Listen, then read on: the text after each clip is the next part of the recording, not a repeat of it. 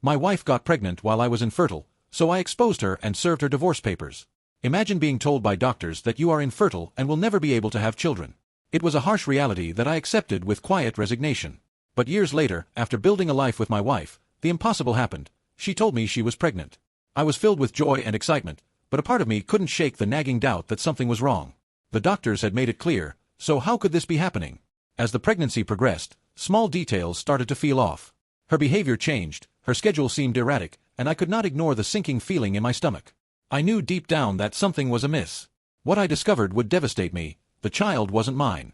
In that moment, everything I thought I knew about my marriage crumbled. But what I did next?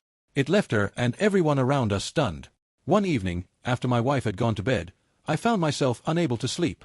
My mind was racing with questions, suspicions, and unanswered thoughts. The idea of her pregnancy, while supposed to bring joy, was eating at me more and more. Something did not add up, and I could not ignore it any longer.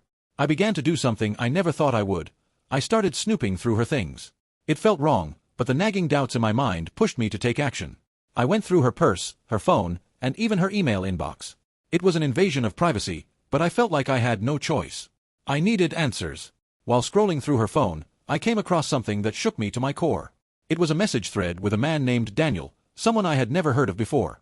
My heart skipped a beat as I read through the texts, which were filled with intimate exchanges, plans to meet up, and even some explicit messages that made my stomach turn.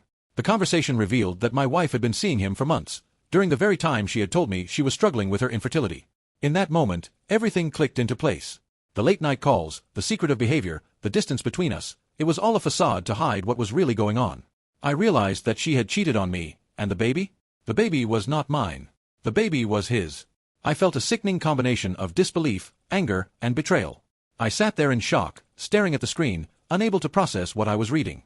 How could she do this to me? We had built a life together, and now it was all falling apart in front of my eyes. I felt as if my world had been shattered, and there was no going back. But as much as the betrayal hurt, I knew I had to confront her. I couldn't let her get away with this, especially not with a lie as big as this. The baby, the affair, the deception, it all needed to be exposed.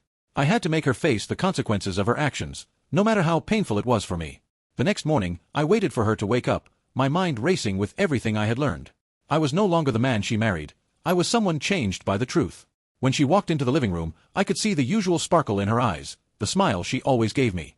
But today, it was different. I had seen the truth, and there was no pretending anymore. I asked her to sit down. She was immediately suspicious of my tone and the serious way I spoke. Her smile faded, replaced with a look of uncertainty. "Is everything okay?" she asked, her voice laced with concern. "No, everything is not okay," I replied. I held up her phone and showed her the messages with Daniel. Her face turned pale as she saw the evidence, the realization sinking in. She looked at me with wide eyes, but I did not wait for an explanation. "You've been cheating on me," I said, my voice cold. "And this baby is not mine, is it?" She opened her mouth to speak, but no words came out. She seemed to be at a loss for what to say, but I did not need her words anymore. I had everything I needed to know. My heart broke as I watched her try to come up with a story, a justification, something to ease her guilt, but there was nothing she could say that would undo what she had done. I felt anger rising within me, but I forced myself to stay calm. This was no longer a conversation about fixing our relationship or moving forward. This was about exposing the truth and reclaiming my life. I stood up, took a deep breath, and walked over to the table where I had placed the divorce papers. "You are not the woman I married," I said, my voice trembling with the weight of the words. "And I am done with you." I handed her the divorce papers. She looked at them, then back at me, her face a mixture of shock, guilt, and disbelief. The tears started to form in her eyes, but there was no sympathy in mine. I had already been betrayed, and now it was time for me to walk away from the life we had built together. She begged me to stay, to talk it out, to fix things. But there was nothing left to fix. The trust had been broken beyond repair. The foundation of our relationship had crumbled, and there was no going back. I could see the desperation in her eyes, but I knew I had made the right decision. "I will not be part of this lie anymore," I said firmly. "It's over. You're on your own now." I turned and walked out of the room, leaving her there, her face buried in her hands, overwhelmed by the consequences of her actions. I could hear her sobbing behind me, but I did not turn back. The pain was too much, and there was nothing left to say. I packed my things and left that day. I knew I would never go back to her, never rebuild the life we had. The betrayal was too deep, and the trust was gone. What she did to me was unforgivable, and I had no interest in playing the victim any longer. After the discovery, I felt a mix of shock, disbelief, and raw anger. I had always trusted my wife, believed in her, and committed to our life together. How could she betray me like this? The pain was excruciating, yet I knew I could not let this go. I had been patient, understanding, and dedicated to our marriage for 6 years, but the woman I had married was no longer the same. The secret life she had been living, the lies she had been telling me, was something I could never ignore again. The evening of the confrontation felt like a weight pressing down on me. I had gathered all the evidence I needed. The phone records, the photos, the messages, everything pointed to the same heartbreaking truth. She had been unfaithful. I could no longer sit silently and allow her to string me along. I had to face her, confront the reality, and demand answers. That evening, she came home late, as usual, her usual routine, acting like nothing was amiss. She greeted me with a smile, a half-hearted hug, and went to the kitchen to prepare her dinner. Her nonchalant attitude grated against the simmering anger inside me. How could she act so casually, knowing what I now knew? Didn't she feel the weight of her own actions? I took a deep breath, trying to keep my emotions in check. I could feel my pulse quicken. This was it. The moment of truth. I had been patient enough. Now it was time to lay everything bare. I stood by the door, watching her move around the kitchen. "We need to talk," I said, my voice low but firm. She paused mid-step, her back to me, but didn't turn around. "About what?" she asked casually, almost too casually, as if she had no idea where this was going. I took a step forward, my hands clenched into fists by my side. "About you," I said, my voice now cold. "About the affair. About everything you've been hiding." For the first time, she froze. A wave of panic seemed to wash over her. She slowly turned to face me, her eyes wide, her face suddenly pale. "What are you talking about?" Her voice trembled, but she tried to maintain a mask of composure. "You can drop the act," I said sharply. "I know everything. The messages, the calls, the hotel rooms. The affair you've been having for months. You thought I wouldn't find out, didn't you?" Her face changed in an instant. The shock was gone, replaced by a look of guilt and fear. She stammered, but the words didn't come. She had no defense. No justification for what she had done. I continued, my voice growing louder with each word. "You've been lying to me, deceiving me for months. All the while, you've been planning a future with someone else. I gave you everything I had, and this is how you repay me." She opened her mouth to speak, but I didn't want to hear her excuses. Don't try to justify it. You've already made your choices, and now you have to face the consequences. You don't get to play the victim here. You've broken everything we had." Tears welled up in her eyes, but I wasn't moved. I had been through too much to let her guilt trip me now. The damage had been done, and no amount of tears or apologies would erase that. "You have no idea what this feels like," she whispered, her voice breaking. "I never meant for it to happen. I never meant to hurt you."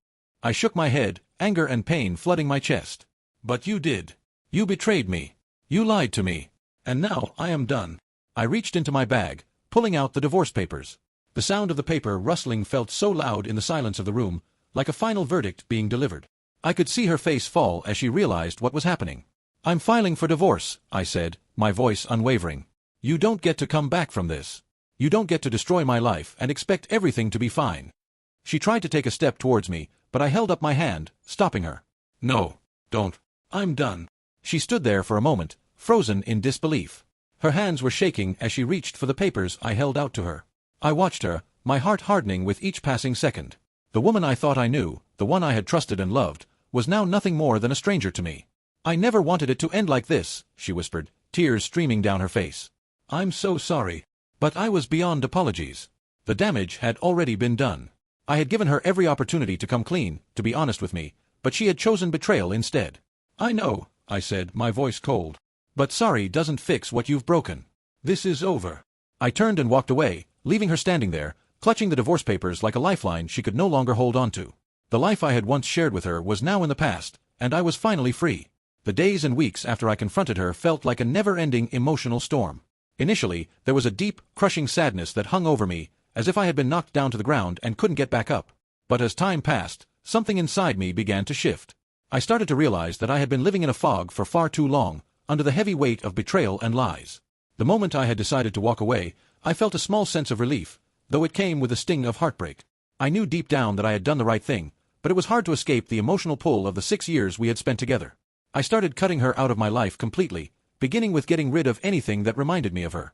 The pictures, the trinkets, the mementos we had collected over the years, all of it had to go. I had to sever every last tie, no matter how painful it was. The hardest part, of course, was getting rid of the wedding planning materials. The dress fittings, the venue information, everything we had planned for the future, it all felt like a dream that had been shattered. But I knew that I had no choice. I needed to create space for myself, for healing, and for moving forward.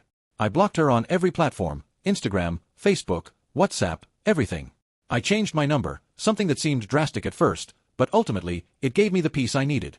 It wasn't about punishing her, not really. It was about protecting myself. I could not allow her to worm her way back into my life with apologies or manipulative words. She had proven that she could not be trusted, and I had no intention of giving her a chance to do it again. At first, the silence was deafening. I would wake up in the morning with the overwhelming feeling that something was missing. She had been a part of my every day for so long, and now she was gone. It felt like I had lost not just my wife, but my best friend. That, I realized, was one of the hardest parts, the loss of companionship, of shared moments. But as the days wore on, I realized that I was not just losing her, I was gaining back my own life. My own freedom. I poured myself into work, something I had neglected while trying to fix a relationship that was beyond saving. I started to find meaning in my job again. I dove into projects that I had been too distracted to focus on, and soon, I was getting recognition from my peers and superiors for my renewed energy and passion. It was a welcome distraction. My career started to take off in ways I hadn't expected. It felt like I was finally being rewarded for putting my time and effort into something that actually valued me. I began working late into the evenings, but unlike before, it didn't feel like a burden. It felt like I was rediscovering my purpose. My friends were a great source of support.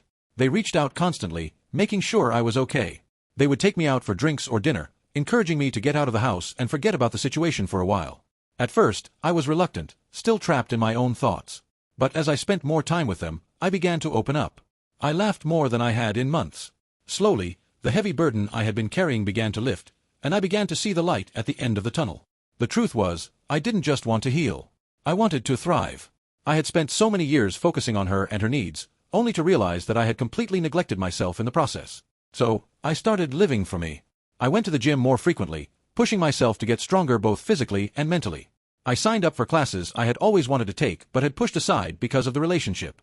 I even took a short trip to a beach resort, somewhere I could clear my mind and reflect on everything that had happened. Meanwhile, word of the breakup, and the shocking reason behind it, began to spread. Mutual friends and acquaintances started reaching out to ask what had happened, and I simply told them the truth. Some of them expressed shock, while others had their suspicions. They had always seen me as a good person, someone who deserved loyalty, and they were deeply upset by her actions. Many of them offered support, sharing their sympathy and admiration for the way I was handling the situation. But as the days passed, it became clear that her life was starting to unravel. Her career, which had once been flourishing, was now at risk. It didn't take long for the gossip to make its way to her workplace. It was a small company, and word spread quickly about the affair. Her professional reputation, once solid and respected, was now in tatters. She tried to salvage her position, offering explanations to her colleagues and superiors, but the damage was already done. I heard through a mutual friend that she had even gone so far as to try to contact me again. She had apologized profusely, saying that she was sorry for everything, and that she wanted to make things right. But I had no intention of hearing any more of her excuses. Her apologies were hollow. They were only said because her life had started to crumble around her. I had no interest in her remorse, not after everything she had done. I had made my decision, and there was no going back. As for her job, it didn't take long for the inevitable to happen.